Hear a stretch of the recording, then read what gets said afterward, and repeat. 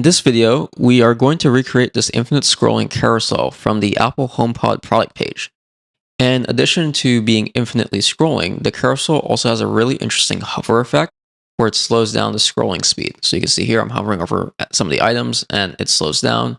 And when I take it off, it goes back to the normal scrolling speed. Here is a quick demo of our version we're going to build. It's a close replica of the Apple version. We have an infinite scrolling carousel, and when we hover over any of the images, we also have this nice slowdown of the carousel on hover, and when we go off, it resets the old scrolling speed. To get started, go ahead and download the starter code using the link in the description down below. Make sure to run npm install to get all the dependencies, and with that, let's jump in. Here we have the starter code for the project. It's just a blank one-page website using next.js and styled with Tailwind. A couple of things I want to just call out in the starter code before we jump in. The first is I've already included a bunch of images in the public folder that you'll need for the project, and I've also gone ahead and just brought them in to this array on the index page already for us. And the second thing to call out as well is in the next config, I have gone ahead and added a SVG loader for working with SVGs more easily for us as we go through this project. All right, let's get started by first creating the content and structure of the image carousel itself. So I'll start just in this index file. I'm first just going to collapse this images array. So let's go and start with this main tag. I'm going to remove this placeholder content. And inside this main tag, I'm going to do a div here. And then inside this div, we are going to actually map over the images. So let me quickly set that up. So we'll say images.map, and I'll take the item and the index here for the mapping. We'll pass the item as a key, and we'll end up passing in a custom component, which we'll create in a second for the image cards. But let's first style this main and div tag. So on this main tag, I'm just going to add some vertical padding. And then on this div, I'm going to add a class of absolute, left 0, flexbox, and a gap of 4. So this will lay out the images horizontally. It's throwing an error currently because there's no JSX in here yet. But what we're going to do is we're going to add a new component called the card component that we haven't created yet that will take the images and display them appropriately. So let's just go ahead and quickly create that component now. So I'm going to create a new folder for components. And inside of here, I'll create a new card.tsx file. Make a placeholder component for now so we can import it here to get rid of the errors. All right, and you can already see we have a list of horizontal card components here, which just say card for now, so nothing really that interesting. All right, let's go into the card component and build it out. So the first thing I'm going to set up are the props for this card that we need to put in. So in this case, it's just going to take each of these image URL strings as a property. So let's set that up. So up here, I'll define an interface called card props. And you'll simply just have one string value that we'll call image. And then on this card component now, we can set the type to be a React functional component, which will take the card props. And I'll destructure it as well. And then inside here, we'll keep this div. And inside of this div, we'll add a next image tag, which we'll bring in here. And the source will be the image. Alt will be the image name. We'll give it a fill property. And then also apply a style of object fit should be cover. And let me close off this tag as well. So now we need to notice there's an error here in the home tag, and that is because it's throwing an error saying missing property. So let's go ahead and pass the properties in. So we want the image property to take the value of item. And let's also pass in a key here, and it will just be the index here. And I hit save. We can't see anything yet. And this is because we still need to go and size the image appropriately. So for that, I'm going to go back to the card component. And because we're saying this image should just fill its parent, well, the problem is we haven't defined yet what the size of this div should be. So let's go ahead and do that with some styling. So I'm going to give this a class name relative, overflow hidden, height of 200 pixels, a min width of 200 pixels, background of slate 400, rounded, XL, and I'm also going to add a flex, justify center, and item center. And the reason we're going to do that in a second is because we're going to add an overlay to this that we'll use for the hover effect. So now if I hit save, all right, now we have this list of images. They're nicely squared and rounded off as well. All right, so now let's go ahead and add the overlay here for this card. Now for this, the first thing I'm going to do is I'm going to set up a state variable to track whether the hover should show or not, the overlay. So I'm going to say, call this show overlay, set show overlay equals useState, and initially it's just going to be false. And let's import useState. Let me go ahead and close this as well. And then what we're going to do is inside this div, instead of directly just showing the image first, I'm going to add a conditional showing here of some other stuff. So we're going to say if show overlay is true, then let's go ahead and return some of this other stuff as well. So here I'm going to add a div, and this div, I'm just going to go ahead and add some styles to it now. It's going to be a position absolute, inset of 0. So the top, bottom, left, and right will all be 0 for the position absolute. Z of 10 to make sure it shows up above everything else in this component. Flex, justify, center, item center. All right, so this is the container for the overlay. Now, the different components of the overlay. So there's going to be a couple. The first is just going to be a semi-transparent black rectangle. So let's go ahead and do that as just a self-closing div. And in this div, we're going to give it class name of absolute, bg of black, pointer events none, which is going to be important, opacity of 50, height of full, and width of full. And just so we can see this, I'm just going to go ahead and set this state to true for now so we can see it. And so now we can see this black overlay show up. And now after this black overlay, we are going to add some content here. So it's going to be a h1 tag. And in this h1 tag, I'm going to add some classes here as well. I'm going to give it a bg of white, font of semi-bold, text small, z of 10, some vertical and horizontal padding, rounded of full, flex, items center, a gap of 0.5 characters, and on hover, I'm going to give this opacity of 75. So now we have this effect here. So now inside of this h1, I'm going to provide a span, and this span is just going to say explore now. So now we can see the text shows up here.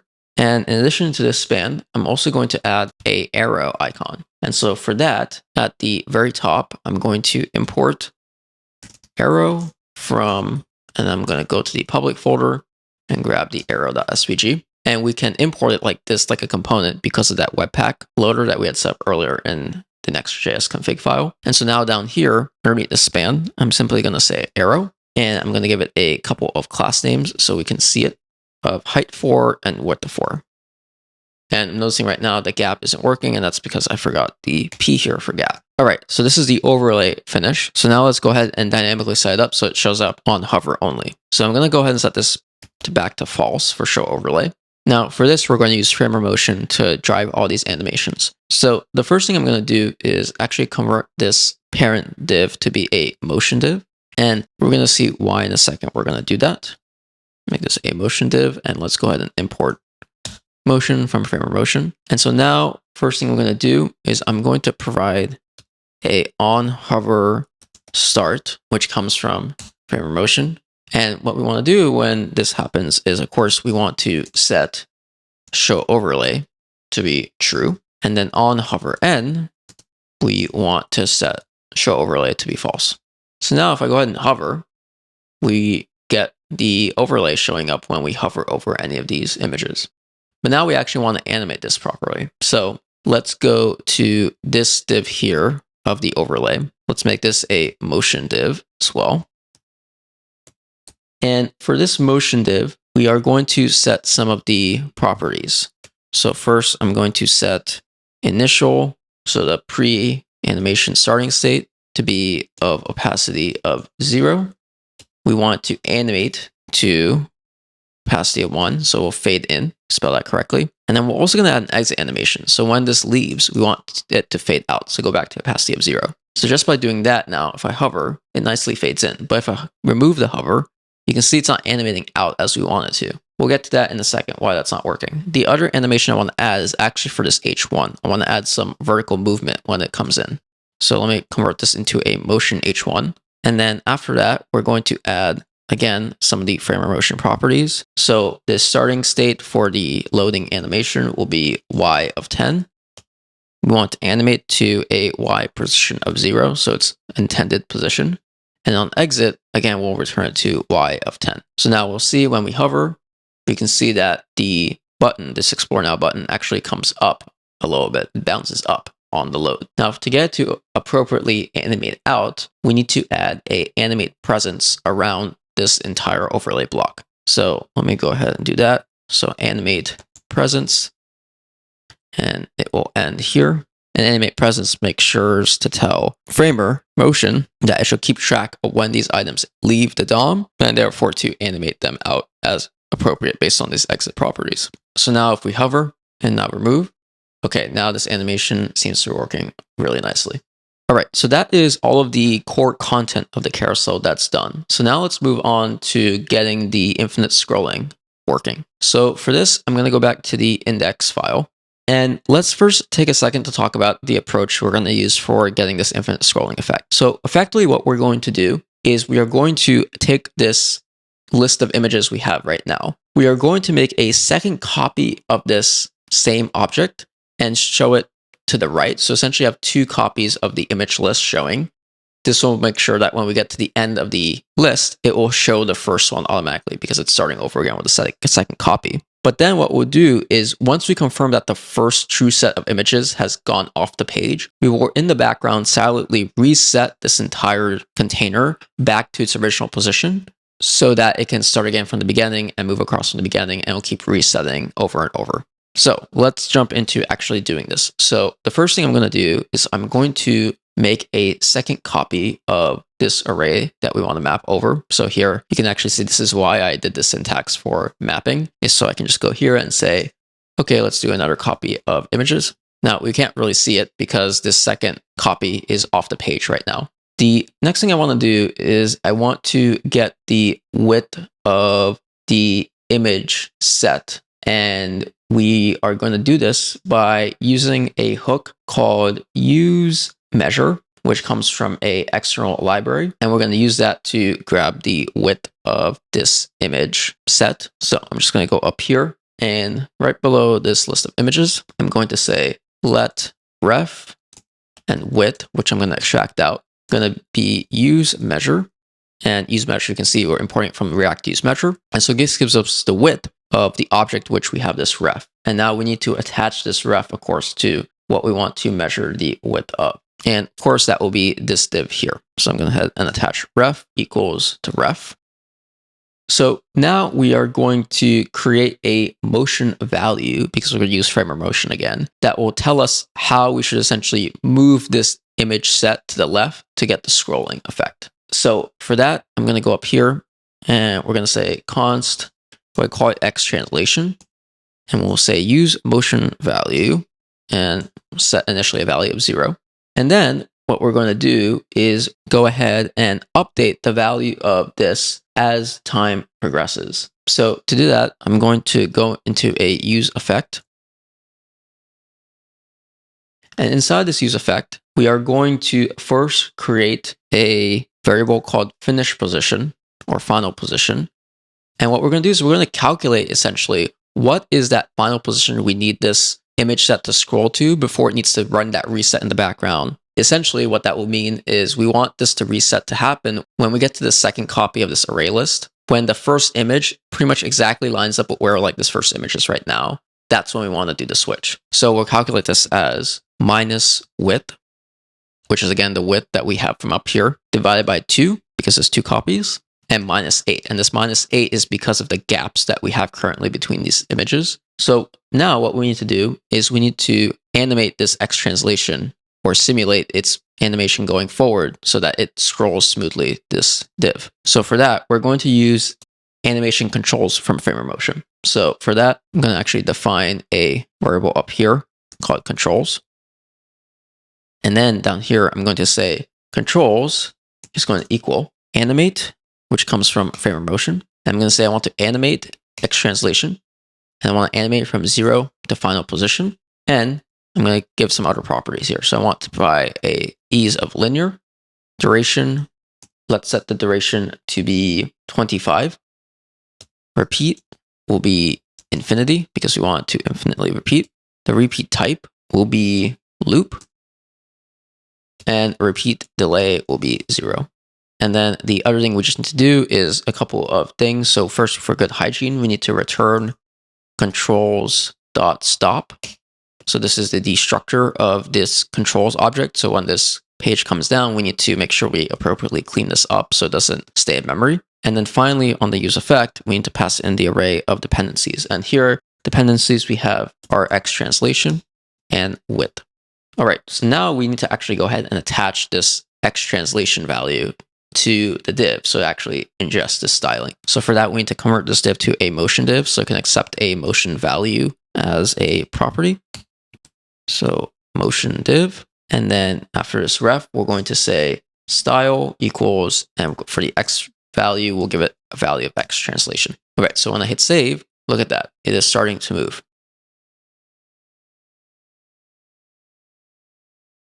And it will keep moving. And what we'll notice is when the first copy of the original list finishes, we'll notice here in a second that it will seemingly reset in the background without anyone noticing. So we're getting to that place now. And yep, so this is already reset actually in the background. We didn't really even notice it. And so we now have this infinite scrolling behavior. All right, so the final piece that we want to add here is the hover effect, where it slows down the speed of the scrolling. So right now, if we hover, we just have this hover on each of the cards, but we want to now add the slowdown effect as well for the carousel speed. So to do this, let's go ahead and add first at the top here the different speeds essentially that we want this to run at. So for this, I'm going to go up here and I'm just going to define first a constant that we're going to call fast duration, and we'll always set this to 25. We'll create a slow duration as well, which is 75. And then I'll create a state variable here that will track which duration is effectively active. So originally, I'll take it the value of fast duration. And then when I import use state, what I'm going to quickly go do here as well is instead of passing 25 here directly, I'm going to pass duration, and I'm also going to add duration to the dependency array of the use effect. So right now, this won't change anything at all. And now what we need to do is on this overall div, we're going to add on hover start.